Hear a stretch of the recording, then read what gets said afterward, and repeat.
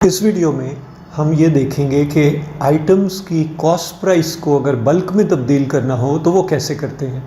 इस काम के लिए निम्बस में एक यूटिलिटी है जो आइटम्स के मेन्यू में चेंज आइटम कॉस्ट प्राइस के लिंक को क्लिक करने से हमारे सामने आ जाती है। सबसे पहला काम उन आइटम को लोड करना है जिसकी हमने कॉस्ट प्राइस चेंज करनी हो।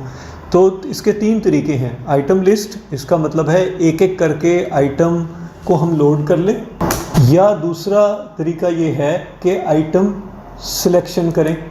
आइटम सिलेक्शन में हम कोई डिपार्टमेंट सेलेक्ट कर लें और उसकी कैटेगरी या तमाम डिपार्टमेंट को लोड कर लें।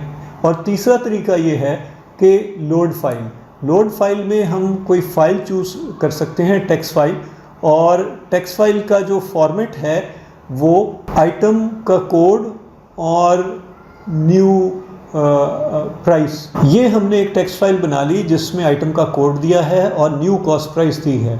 जब इस फाइल को लोड करेंगे तो सिस्टम यहाँ पर ये आइटम्स लोड कर देगा। हम आइटम सिलेक्शन के मेन्यू से आइटम्स लोड करते हैं। अब आइटम हमें नज़र आ रहा है, उसकी कॉस्ट प्राइस हमें नज़र आ रही है और न्यू कॉस्ट प्राइस हम यहाँ पर दे सकते हैं। ये कॉस्ट प्राइस तब्दील करने के एक और भी तरीका है कि show hide cost price options.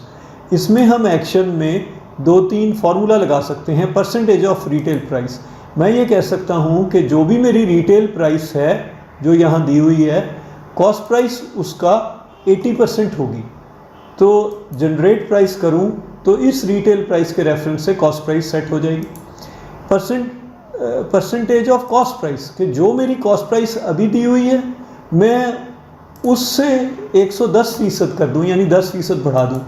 तो अब ये जो गिवन कॉस्ट प्राइस है, नई प्राइस, उससे 110% हो जाएगी। और तीसरी भी एक तरीका है कि latest GRN net purchase price, मैं ये सिलेक्ट करके जनरेट प्राइस करूं तो तमाम आइटम का जो आखिरी GRN है उसकी प्राइस उठकर यहाँ पर लोड हो जाएगी। एक बार मैंने ये सारी नई प्राइस लोड कर दी, इसको अपडेट करूँगा तो मेरी सारी प्राइस तब्दील हो जाएगी।